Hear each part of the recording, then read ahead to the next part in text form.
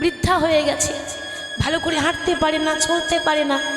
রাম যখন সীতাকে খোঁজ করার জন্য পঞ্চবটির বনে খুঁজছে, হাসিতা হাসিতা হাসিতা, ওই খুঁজতে খুঁজতে খুঁজতে খুঁজতে রাম পঞ্চবটির বনে ঢুকেছে। কেন? ভগবান তো জানে যে বহুদিন ধরে ওইখানে আমার এক ভক্ত বসে আছে, এতদিন পর তাকে কৃপা করার সময় হলো।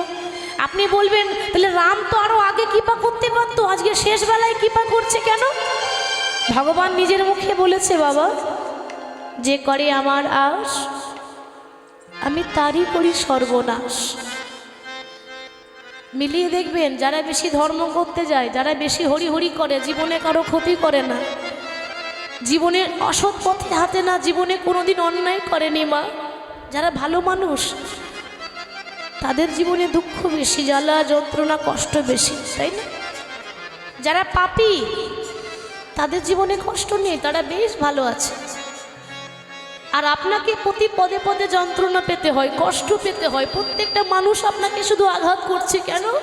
ওই যে আপনি সৎ পথে যাচ্ছেন। সতের শত্রু বেশি, অসতের বন্ধু বেশি। যারা ভালো মানুষ তাদের বেশি শত্রু, আর যারা অসৎ তাদের বন্ধু কিন্তু বেশি আছে, তাই না? আর সতের শত্রুটা বেশি হয়ে যায়। ভালো মানুষ যে, তাহলে আজকে সবরীকে যখন রামচন্দ্র শেষবেলায় এসে দেখা দিল, একবার ভাবুন, যে মানুষটাকে দেখার জন্য সবরীর সারা জীবন কেটে গেল, হঠাৎ যদি শেষবেলায় সেই মানুষটা এসে দাঁড়িয়ে যায়, কত আনন্দ হবে মা। আজকে ভগবানকে দেখার পর সবরীর আনন্দ আর ধরছে না, কিন্তু মা মনে মনে ভাবছে, দয়াময় এতদিন পর তো তোমার দেখা পেলাম, কিন্তু আমার কত দুর্ভাগ্য, কত অভাগিনী আমি, আমার মতো কাঙালিনী আর কেউ নেই দয়াময়। কেন জানো? তোমাকে বসতে দেওয়ার মতো ঘরে একটা আসন পর্যন্ত নেই। মায়েরা, এ জগতের ভক্তরা ভগবানের মন্দির যখন করে দেখবেন একটা সিংহাসনও করে দেয়, তাই না? ওখানে ভগবান সিংহাসনে বসবে, সাজিয়ে রাখি আমরা। সবরীর ঘরে সিংহাসনও নেই। সিংহাসন তো দূরের কথা, ভগবানকে বসতে দেওয়ার মতো ঘরে একটা আসন পর্যন্ত নেই, তাহলে ভগবান বসবে কোথায়? কি করেছে মা? যে কাপড়টা পরে আছে না 100 জায়গায় ছেঁড়া, একটা ছেঁড়া কাপড়। কেন? এতই অভাব যে একবেলা অন্ন জোটে, একবেলা জোটে না, না খেয়ে পড়ে থাকে। একবেলা খেতে পায়, একবেলা খেতে পায় না। তার ঘরে কি আসন পাওয়া যায় বাবা? ছেঁড়া কাপড়, ভালো কাপড়ও নেই তার, ধুলো বালি নোংরা ময়লা লেগে আছে। কিন্তু মা গো, কাপড়ের মধ্যে ময়লা থাকতে পারে, মনের মধ্যে কোনো ময়লা ছিল না গো। কাপড়ের মধ্যে নোংরা থাকতে পারে, মনের মধ্যে কোনো নোংরা ছিল না। আমরা মনে করি যার ড্রেস ভালো আছে, পোশাক ভালো আছে, ভিআইপি মানুষ সে, কিন্তু না। ভালো পোশাক পরলে ভদ্রলোক হয় না, ভালো পোশাক পরলে ভক্ত হয় না। পোশাকটা আপনার ছেঁড়া হোক তাতে কোনো যায় আসে না, মনটা যেন পরিষ্কার হয়। কারণ ভগবান বললেন যার মন ঠিক নাই তার কিছুই ঠিক নেই, তাই তো মা? আর ছেঁড়া কাপড়ে করে মাটির বারান্দার ধুলোটা ঝাড়ছে কেন? মাটিতেই বসতে দেবে, সিংহাসন তো নেই। প্রভু, তুমি তো জানো আমি যে বড় অভাগিনী, ছোটবেলায় মা বাবাকে হারিয়ে দিয়েছি, কোনো আনন্দ জীবনে পাইনি। সিংহাসন তো আমার ঘরে নেই, তবে আমার এই মাটির ঘরটাকে তুমি সিংহাসন মনে করে গ্রহণ করো দয়াময়। মাটির ঘরটাকে রাম বসেছে যখন, মনে মনে ভাবছি বাবা, এতদিন সিংহাসনে বসে যে আনন্দ পাইনি, আজকে মাটির ঘরে বসে সেই আনন্দটা পেয়েছি গো।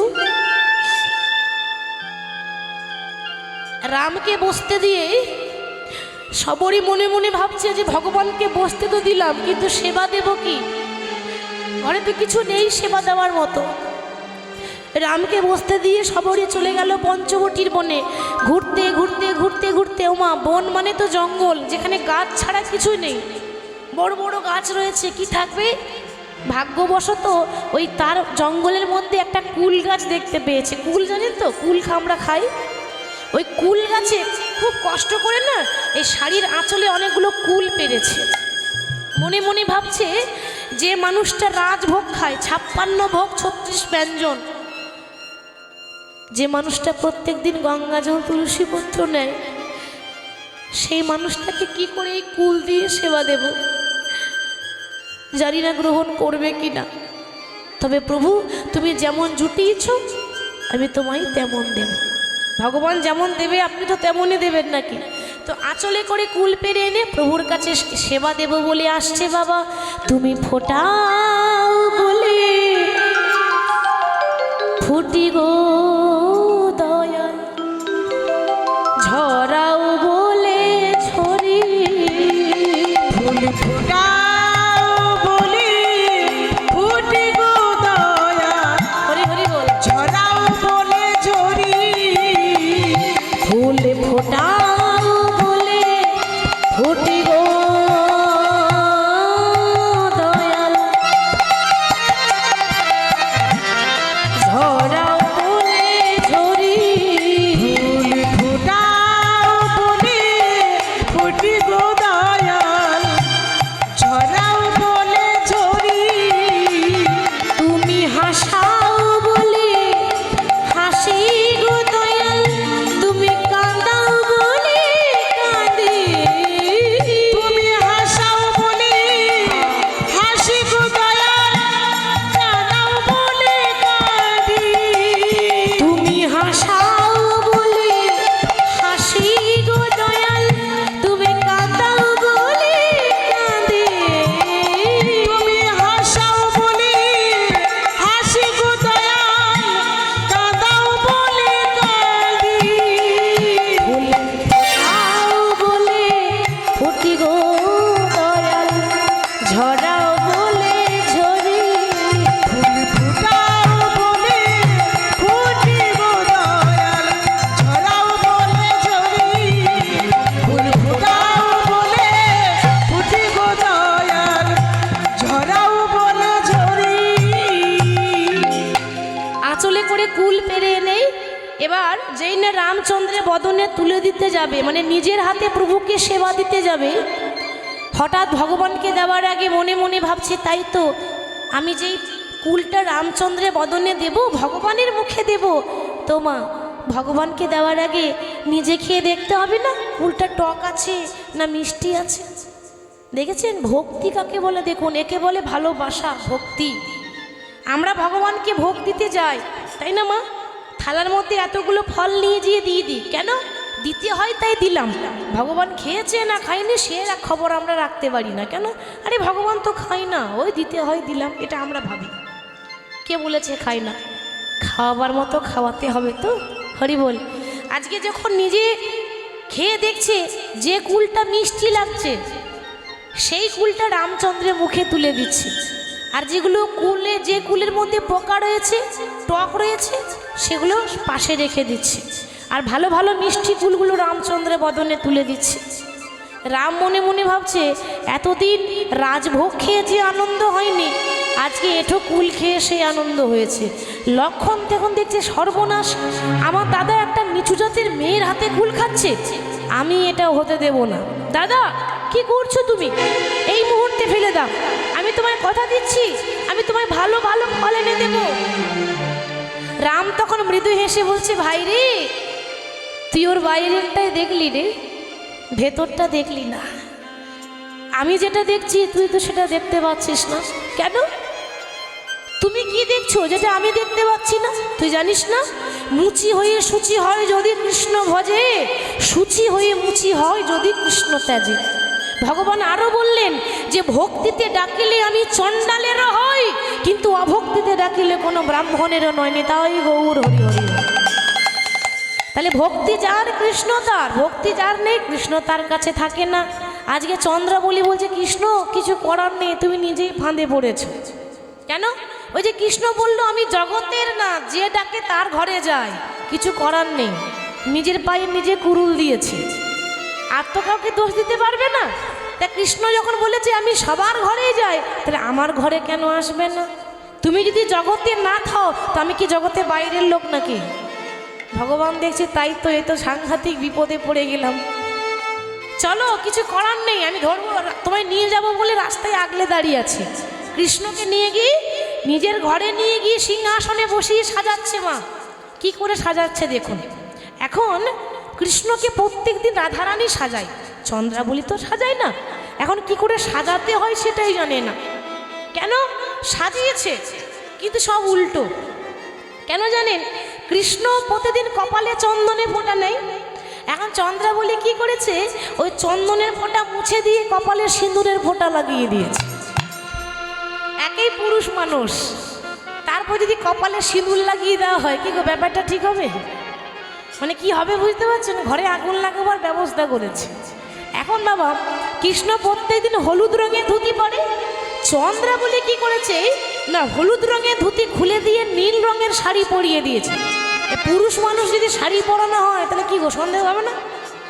আবার কি করেছে না, গোটা গায়ে সর্ব অঙ্গে চন্দন মাখিয়ে দিয়েছে। চন্দনটা যখন মাখাচ্ছে না বাবা, হাতে পড়েছিল কাঁচের চুড়ি। এবার কাঁচের চুড়ি ভরসা নেই, একটুখানি জোরে আঘাত পেলে ভেঙে যায়। এখন বেশ জোর করে যখন চন্দনটা মাখাচ্ছে, মাখাতে মাখাতে হলো কি না, দু একটা চুড়ি ফট করে ভেঙে গেল। আর ভেঙে যখন গেল, ওই ভাঙা চুড়িটাই ঘষছে মা, মানে হোঁশ নেই। আর যতবার ভাঙা চুড়ি ঘষছে ততবার কৃষ্ণের এই বুকে না ছেঁড়া ছেঁড়া দাগ হয়ে গেছে।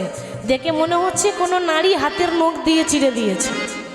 মানে পুরোপুরি অবস্থাটা খারাপ হয়ে গেছে ভগবানকে একেবারে পরিবর্তন করে দিল, রূপটাই পরিবর্তন হয়ে গেল।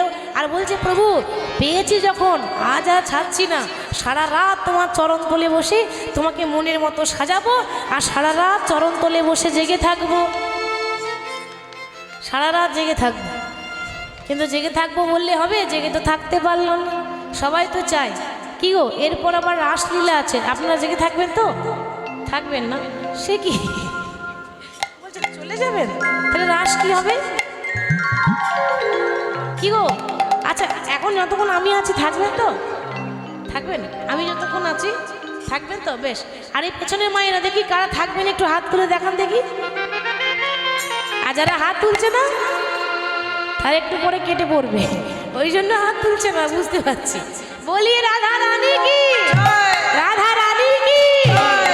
আজকে রাতে একটু জোর করে উলুধ্বনি হবে, হোক জোর করে উলুধ্বনি, হরিধ্বনি। আজকে রাতে ঘুমের ছুটি, চোখের পাতা খুলে রাখবো, কৃষ্ণ বলে বাহু তুলে আনন্দতে মোরা মাতিব। ঘুমের ছুটি, চোখের পাতা খুলে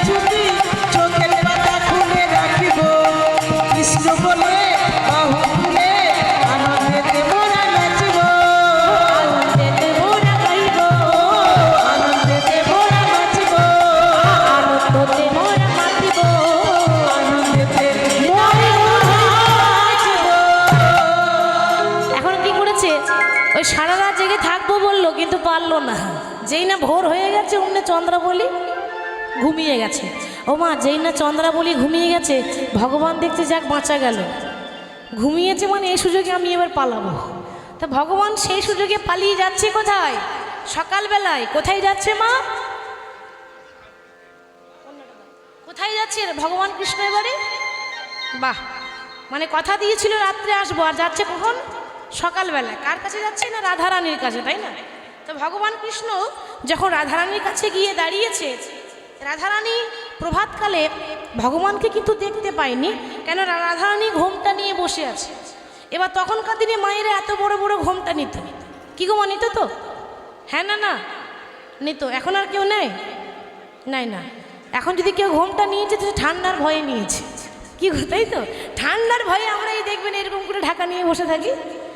আগেকার দিনে মায়েরা এত বড় বড় ঘোমটা নিত। আর বাবা আগে না আরও অনেক নিয়ম ছিল শুনেছি। ঘরে যারা পুরুষ মানুষ বাইরের থেকে যখন ঘর ঢুকতো, কি করে বলুন তো?